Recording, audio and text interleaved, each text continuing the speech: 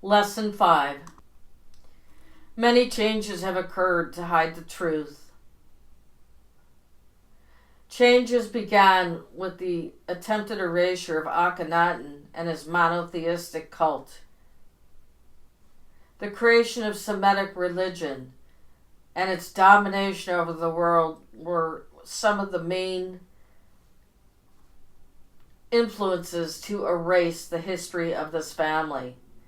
However, the story of the Cronides is embedded in all mythologies, religions, the occult, and esoteric belief systems. We also know from ancient Sumerian mythology that the gods created humans. The equivalent to Zeus is Enki. He refers to his father as Elil in the Babylonians' Astrahasis. You may read the text at your own speed.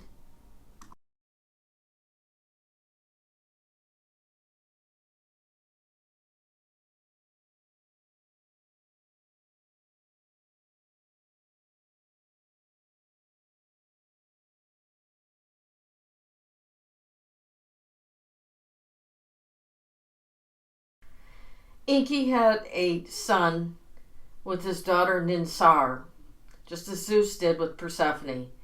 Enki refers to Enlil as his father. Enki had an affair with his sister Ninhursag, just as Zeus did with Demeter, which produced Persephone. Enki created man, just as Zeus is credited at times with creating humans, or by separating the sexes of the human into man and woman. Again, modern day religion has recycled the ancient myths, and they've added a new savior in Christianity and a new prophet in Islam. Hinduism remains the same and remembers the ancient gods and goddesses of the Hindu culture, which are the equivalents of the Cronides. Buddhism is a separation from the ancient gods and goddesses, per my opinion, and focuses on the soul of a human, which is incredibly similar to what the Gnostics did in their belief system. Please notice the two-finger blessing from Zeus, and you will see that Demeter also shows the two-finger blessing, the hand of Sabazius has it, and Jesus Christ also exhibits it. You will also find that many of the saints and the royalty also use the two-finger blessing. The two-finger blessing from Zeus is not the same as the El Diablo hand sign. Now, per my research, I believe Athena entered into Ireland with her father Zeus, Apollo, I think Dionysus was already gone, and a small army, and they confronted the Fomorians, and they went under their names that the Irish gave them, such as Bridget and the Dagda. Now they defeated the Fomorians, who were tyrants and child human sacrificers.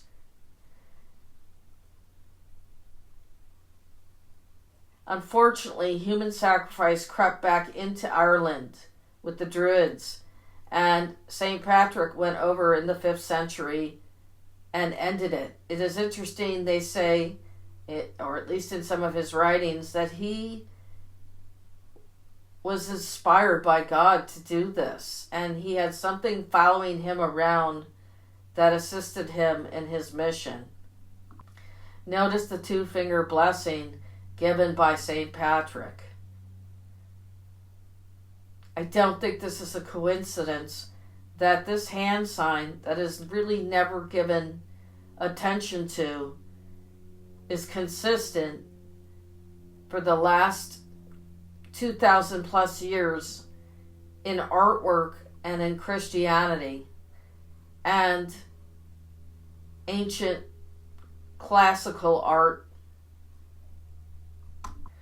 Again, the passage from Valerius Maximus's book that gives it away is, the Jews had tried to corrupt Roman values with their cult of Jupiter Sabazius, so the praetor forced them to go back to their home. That is from Valerius Maximus's memorable Deeds and Sayings, 1000 Tales from Ancient Rome. Jupiter Sabazius is Zeus. If you understand the story of the Cronines, you will understand that Gnosticism and the Nag Hammadi library encode the story of the Cronines in it. You can read some of the text, but you will find that the evil demiurge refers to Cronus and his son, Sabazius, is Zeus. Judaism has the cult of Cronus and Zeus embedded in it. It encodes the entire history of the Cronines in the Tanakh. The red heifer ceremony that was done in ancient Egypt and is also done by the Jews probably is related to red-haired Prometheus Set. There are 613 commandments and rules on slavery. Circumcision is required. However, we now know that it is atonement for the murder of Uranus by Cronus Saturn. Christianity is the cult of Jesus Christ. It is incredibly similar to the cult of Dionysus Osiris and the Osirian pharaohs. He is the begotten Son of God, and he is the Redeemer. Christianity is completely inundated with the Osirian pharaonic symbolism, including the Sacred Heart symbolism that represents the story of Zagreus. It is priest-run, but it was set up by probably a Zeus bloodline. The priests are currently unable to marry, but they were originally allowed to marry. There are rumors that Jesus may be buried in Kashmir at Rosabal, and others believe he is buried in France, and that him and Mary Magdalene created the Merovingian bloodline. It is possible he may be related to Cleopatra per some theories. Islam is the cult of Muhammad. It centers around the teachings of Muhammad, who, interestingly, was given information on writing his book at the cave of Hera. Hera is the wife of Zeus. Its core is also based on Judeo-Christianity. However, Muslims do not believe that Jesus died on the cross, and in fact that he was rescued, and that they could not kill the Son of God. Islam is spread by the sword. It requires a pilgrimage to Mecca. Muhammad is buried at Medina in Saudi Arabia. Satanism, or at least the New Church of Satan, was created by a Chicago Jewish man named Anton LaVey, whose original name was Howard Levy. He was an outcast. In his book, The Satanic Bible, he calls out various names of the Cronines, but confuses bloodlines in his book. Satan is Lucifer, who is Prometheus. Luciferianism worships Satan, who is Prometheus. It inverts the rules or morality of Judeo-Christianity. It promotes dualism. It uses the symbolism of the Qliphoth in Freemasonic temples. The Freemason god is Lucifer. Hinduism includes a pantheon of the Hindu gods and goddesses that, in my opinion, are equivalent to the Greek god and goddess pantheon. It includes stories of native Indian people in major epics such as the Mahabharata and the Ramayana and the Vedas. It has an interesting connection to the Cronines and the story of Dionysus interacting with the Indian people is told in the Dionysica. My opinion is that Dionysus is equivalent to Krishna. Paganism may be a more accurate story regarding the past gods and goddesses. However, it has an emphasis on rituals and is unaware that all pantheons represent the same group of people out of ancient Tyre and Atlantis and other areas. The cults of these ancient gods spread all over the world, including their genetics, because they did global travels. However, various cultures had their own names and versions and rituals for these gods and goddesses, and not all of the symbolism and rituals and stories align 100% across the world. Mormonism was created by a Freemason named Joseph Smith, and it's centered around the belief that a splinter group of Jews made it to America and were either killed off or interbred out because they didn't follow the laws of God. Now, there may be some basis to this story, because there have been stories of ancient red-haired giants or people in the Americas before 1492 that come directly from many Native American tribes. Some of these stories have been proven out, such as the Vikings making it to America, and possibly the Lovelock Cave people with their red hair may have come from Europe. It is yet to be proven out. There are also red-haired Peruvian mummies that allegedly have European DNA. Buddhism focuses on the human soul. It is more akin to Gnosticism, and the goal is to learn how to be enlightened enough to escape the process of reincarnation. Wicca is a new form of paganism. Generally, it involves worship of the triple goddess Hecate and other goddesses, and it is more of a earth worship-based religion, more modern day. I don't believe or equate it with witchcraft. That is my opinion. Jewish mysticism involves the Kabbalah and Qliphoth, and if you end up finding the right books, such as the book The Dark Arts, you will find that the Kabbalah tree is associated with the Cronides, and the Qliphoth tree is associated more with Prometheus Set and his family line.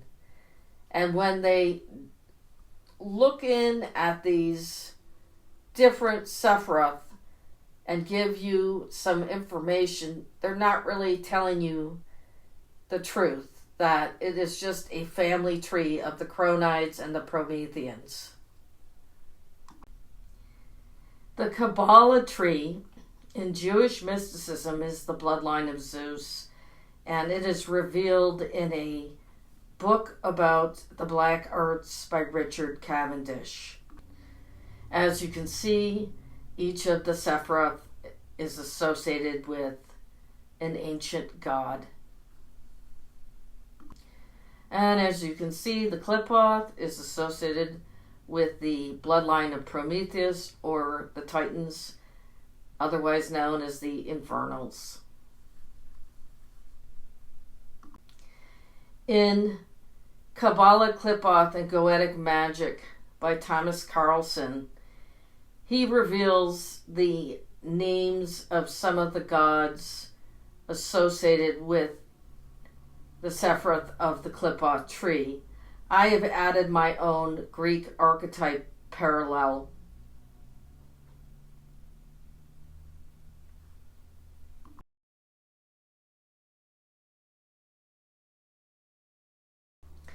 Talmudic Judaism came after Christianity and before Islam, and it is not equivalent to a Torah Jew, and there is a lot of controversy with what was written in the Talmud, specifically about Jesus Christ and non-Jewish people, and I will leave it at that. Europe experienced the Dark Ages, and with those Dark Ages, history was erased. It set us back. The Renaissance began to bring people out of the Dark Ages. Now, there are some people that argue the Dark Ages never happened. It was just a changing of the calendar system, because the Roman Empire ruled Europe, and when the Western Empire fell, the eastern part remained until the 1400s. Some people believe there never was 1,000 years missing in the history. Personally, I'm not sure. There are some books that were written between the fall of Western Roman Empire and the fall of the Eastern Roman Empire. So that's a tougher one to prove. One of the bigger mysteries in Semitic religion is the mystery of who the Watchers were. Now, I can read a small passage from Sanchonathan's History of the Ancient World. After these events, Cronus builds a wall round about his habitation and found Byblos, the first city of Phoenicia. Afterwards, Cronus, suspecting his own brother Atlas by the advice of Hermes, threw him into a deep cavern in the earth and buried him. This is one example of how violent these ancient gods were, which is something attributed to the offspring of these ancient watchers and humans that produced Nephilim, who were incredibly violent, and some of them were cannibals.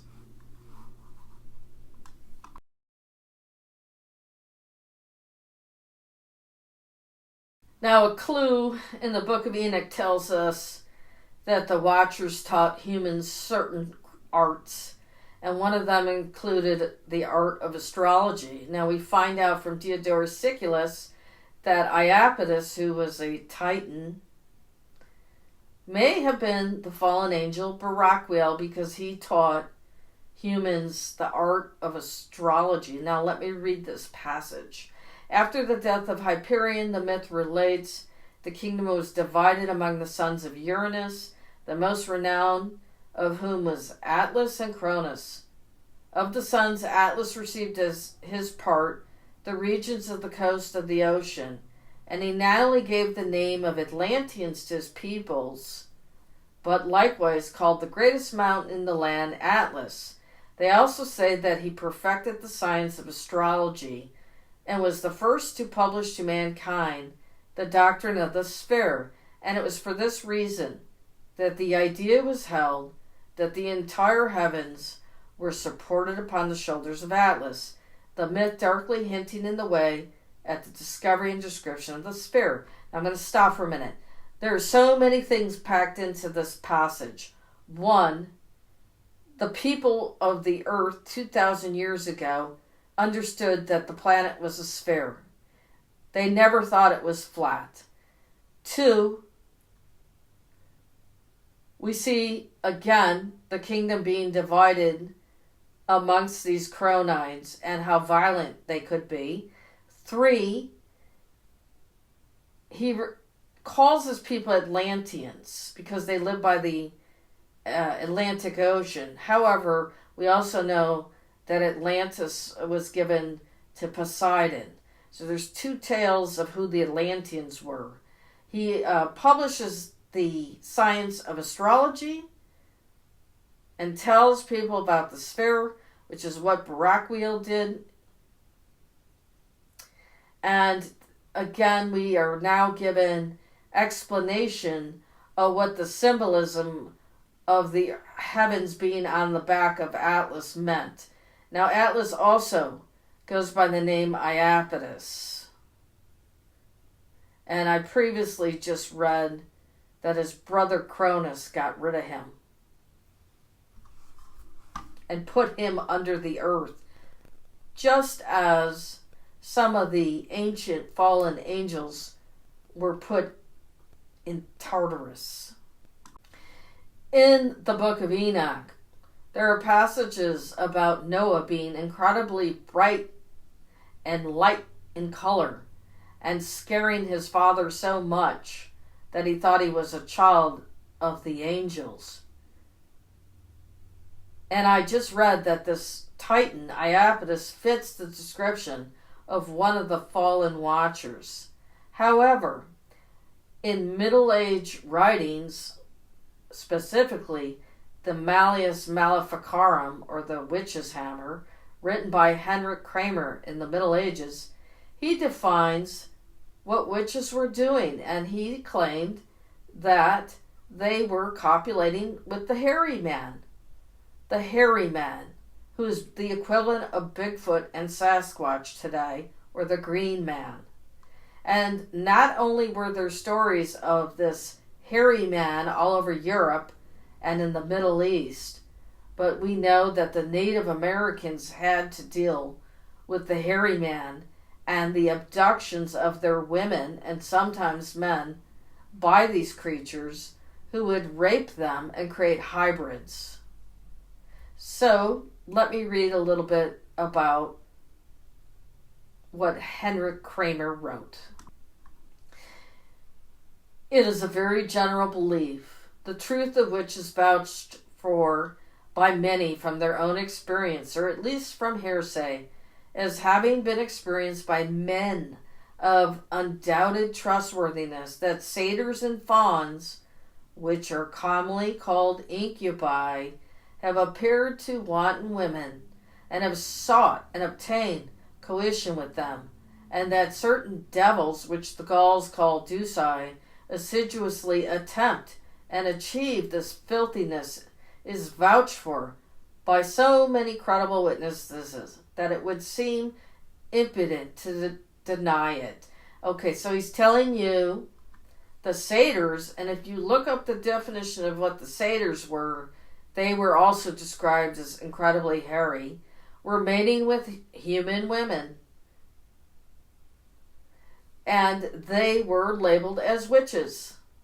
So this is an incredibly different point of view of what the witches were doing that caused the people to be angry with them. If you continue to read the book by Kramer, you'll find out that the witches were using these satyrs or incubi to attack other humans whom they felt were their problems or problems with them. They would also create a pact with this hairy man by sacrificing somebody's child. Now let me read a little bit more. It must not be admitted that certain wicked women perverted by Satan and seduced by the illusions of phantasms of devils believe and profess that they ride in the night hours on certain beasts with Diana, the heathen goddess, or with Herodias, and with a countless number of women, and that in the untimely silence of night they travel over great distances of land. So after they erased all of our history of mythology in which the satyrs were working with these ancient gods to take out enemies, we find out that these satyrs were then made into devils, and certain women were basically having sexual relations with them, creating hybrids, and had a pact with them, and they would take these women on their backs and help them travel great distances at night. So here we have that the satyr, who is the hairy man, who is an incubus, who is a faun, who is Bigfoot, who is Sasquatch, has been here all along, and probably at least 12,000 years with the human race, and it has, I guess, some kind of a pact with certain women that were considered witches. Okay, I'm going to read a little bit more. Similarly, Blessed Isidore in the last chapter of his 8th book says, satyrs are they who are called pans in Greek and incubi in Latin. And they are called incubi from their practice of overlaying, that is, debauching. For they often lust lecherously after women and copulate with them. And the Gauls name them Duci because they are diligent in this beastliness. But the devil, which the common people call an incubus, the Romans call a fig fawn, To which Horus said, "O Faunus, lover of fleeing nymphs, go gently over my lands and smiling fields." So you can now see that there are many names for the same creature. The Goetia, associated with King Solomon and the occult, in my opinion, basically revolves around these ancient Phoenicians or Titans. There is a certain androgyny of the angels and demons, yet they are male and female. An example, Ashtaroth was the half-sister of Cronus and bore him children. They had the same father, Uranus, and her name is used as a goetic demon. Now this is Ashtaroth, or I also believe Astarte. This is her symbol, the Hamza. And you can see that the Hamza found its way into the Americas on this stone disc, and it is surrounded by a snake. I don't believe they just independently figured out the same symbol with an eyeball or eye in the middle of a hand. Here is the goetic demon called Ashtaroth. So any of these goetic demons, I think, go back to these ancient Titans or Chronides. So now you know quite a bit about the mythological unification theory. Let's go on to the last lesson of this class.